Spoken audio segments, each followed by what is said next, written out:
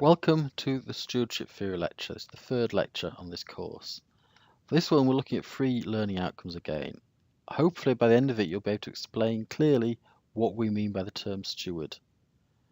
Be able to make a clear criticism of the theory of stewardship, indeed even criticize the very concept of that it might be whether it is a theory or not.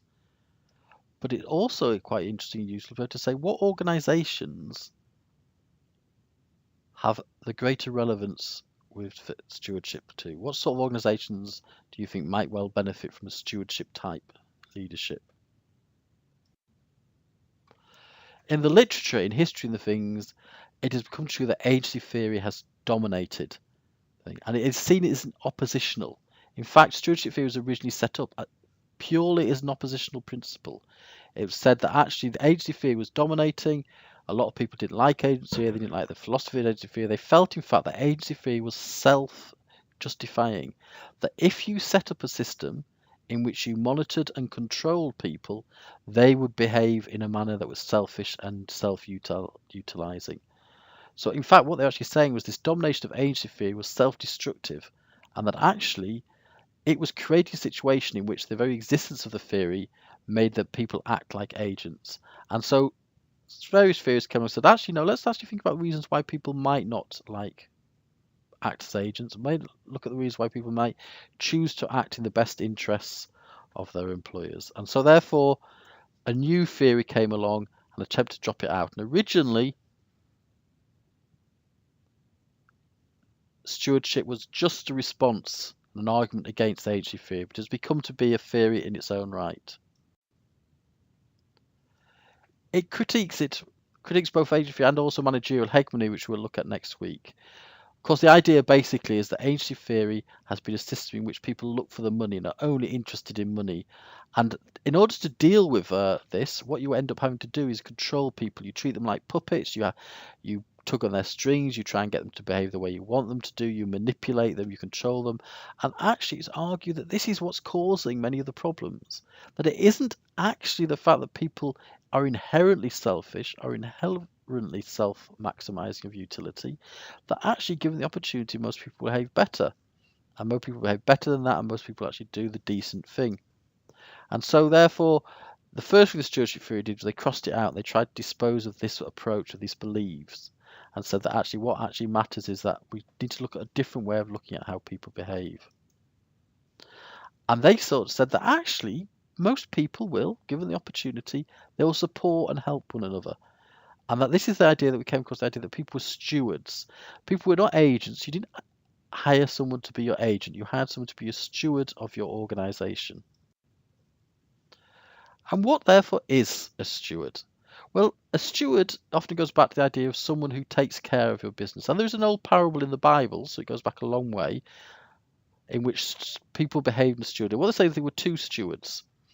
And when each steward was given a certain sum of money, and once, well, the master went away, and while he went away, one steward, acting on behalf of the master, buried the money in a field, and when the master came back, he dug it up and gave it to him and said, here is your money back. And the master said, you are a foul, bad steward, you haven't done what you were supposed to, you haven't built any wealth for me, bad steward. But on the other side of it, you actually had the other steward who took the money out, invested it, got involved in commerce, made money. When the master came back, he was able to say, here's your money back, master, and here is even more of your money. And the master went, well done, steward, well done, good and faithful steward, well done for looking after my money. So a steward is somebody who takes care of somebody else. And if people are stewards, not agents, then it's argued there is no inherent conflict between them. People get their enjoyment, get their pleasure out of helping others. Therefore, if they can see that others are gaining and benefiting from them, if they're doing their job well, this is rewarding for them.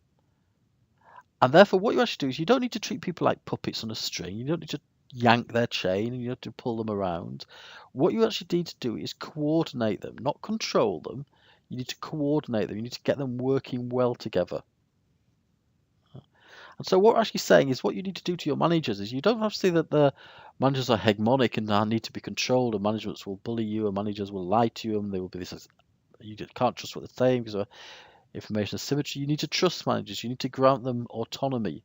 And Davis, Shurman and Donaldson, who actually wrote an article towards the Stewardship Theory of Management that is a part of your management review, argued that given the opportunity, most people will behave as stewards.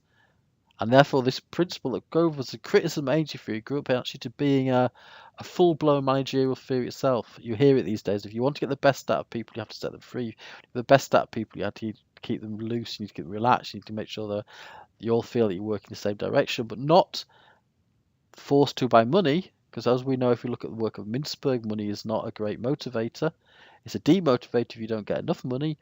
That's the main problem. People start to compare their amount of money with other people. So all these bonus payments, etc., salary linked to work experience, that sort of thing. Fear of the sack. These are not motivators. They are demotivators if you get them wrong. What you need is to motivate people. And to motivate people, you need to appeal to people's higher emotions. You need to people's higher principles. You need to look perhaps at the pyramid of desires, pyramids of people's needs, and look at the higher echelons of this pyramid where people are actually going to do it. And so therefore what you need to do is create a system of managerial autonomy, and therefore let managers get on with the job and they will do the right thing. And so the key areas of is that people who cooperate, they grow. So an organisation which has people working together, people supporting one another, is an organisation that will grow. And then therefore this we say that actually it is this growth, is this organisation doing better, this organisation doing well for itself, that results in investors' returns being maximised. It was saying that intrinsically people are not motivated by extra money, they are motivated by prestige, they're motivated by people looking after them. They're motivated by having job satisfaction, they're motivated by the positives, by the strokes, the fact that people will be good to them, kind, and to see other people's happiness is one of the things that motivates you. And therefore he said that what you actually need to get people operating correctly, to get companies working efficiently, is not some sort of economic basis in which Pete talks about people earning money, where it talks about paying people large bonuses. What actually matters are the human resources principles, motivational principles, getting everyone to believe they belong to stuff. And so if you see companies, so this is the growth of the company culture, people arguing way forward, saying actually this is us walking together, things are on our side, and therefore it becomes very, very important to make sure that everyone follows the same outcome, and everyone actually achieves together, and everyone works together, and we are kind of united. And that is what is the secret of a successful organisation, not a raw economic based, financially based idea of actually just paying people more. If pay people more, it does not seem to make any difference to how hard they work. So what are the key roles of the stewardship theory of good managers? Justice, checks and balances, allowance of good time. It's make sure that people are using their times effectively. Maybe it's balancing the needs. It's balancing the needs of the family, it's balancing the needs of their roles, balancing the needs of the training, balancing the development. So it's having this good balance between all the different needs of agent, of principal, of employee, of stakeholders. And this balance is in itself a good thing.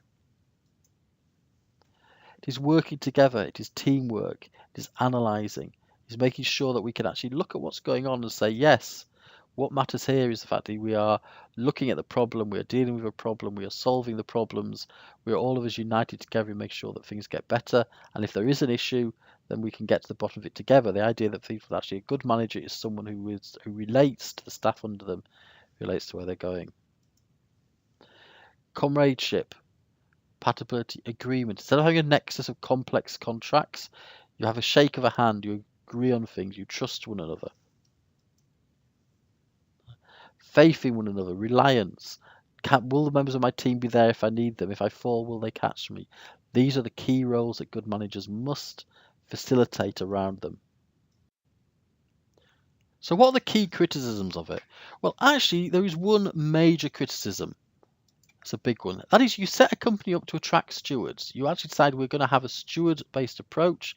People like working in stewards-based companies. So here we have an answer of a wine steward. They're providing the wine, providing the drinks, serving you, and they think it's great. But of course, the nature of a stewardship-based company is that there is enabling, there is coordination, but there is not enough monitoring control. So if you set your company up to act as stewards, and if people get a reputation as being someone there's not a huge amount of monitoring, maybe you don't attract stewards. Maybe what you actually attract, maybe what you actually get, are agents. So that's what saying, and this is one of the things that people say has become so poisonous about agency theory, that even when people try and react against it, the problem is there's so many people out there who believe in the basic principles of agency theory that they will be carried out. It's a heuristic, it is a self-fulfilling prophecy. Again, this relates back to the work you did in managerial business economics in your first year. The idea that these heuristic beliefs that because people say something often enough, it will become true.